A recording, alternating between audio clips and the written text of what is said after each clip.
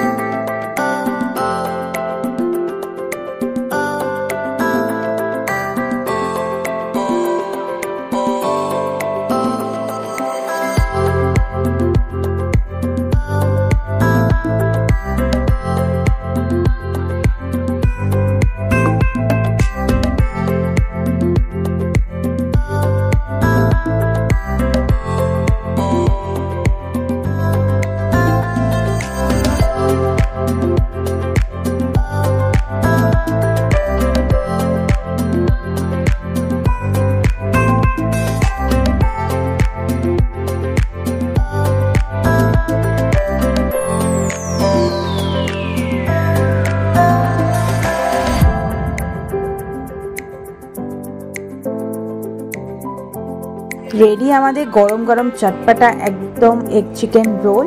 পুজো আসছে, পুজোর দিনে অবশ্যই ট্রাই করে ফেলুন মেনুটি। ভিডিওটি ভালো লাগলে লাইক, কমেন্ট, শেয়ার এবং সাবস্ক্রাইব অবশ্যই করবেন। আসি পরের ভিডিও নিয়ে, টাটা।